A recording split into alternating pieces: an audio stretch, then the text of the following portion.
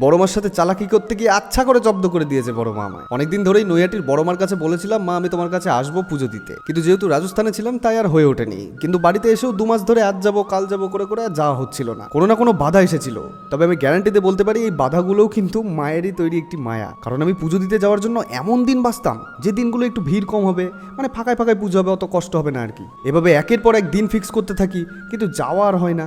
তাই হঠাৎ করে ভাবলাম যে যাই হয়ে যাক, এবার সামনের বুধবার, মানে দুদিন আগে যাওয়ার 2 দিন আগে আমি ফিক্স করলাম চলো সামনের বুধবার এবার যাবোই, যাই হয়ে যাক। আবার মনে মনে প্ল্যান করলাম শনি মঙ্গলবারে ভিড় হয়, বুধবার তো তেমন একটা ভিড় হবে না। আমি আমার 2 বন্ধু মিলে বেরিয়ে পড়লাম সকাল সকাল স্নান সেরে উপোস করে। কিন্তু যখন মন্দিরে পৌঁছালাম, মন্দিরে পৌঁছে দেখি একটা লম্বা লাইন। যে লাইনের শেষ পর্যন্ত যেতে, মানে লাইনে দাঁড়ানোর জন্যই আমাদের 30 মিনিট আগে হাঁটতে হয়েছে লাইনের শেষ খোঁজার জন্য। অবশেষে আমরা লাইনে দাঁড়ালাম মন্দির থেকে 2 কিলোমিটার দূরে। খালি পায়ে রোদের মধ্যে দাঁড়িয়ে রয়েছি, এমন সময় একজনের মুখ থেকে শুনতে পেলাম আজ সকাল 8টা 25 নাকি অমাবস্যা লেগেছে, তাই এত ভিড়। কিন্তু এই 2 কিলোমিটার রাস্তা, রোদের কষ্ট, লম্বা লাইন, সবই যেন মায়ের একটি আদরের শাসন বলে মনে হচ্ছিল। আমি হাসি আর লজ্জা লুকোতে পারলাম না।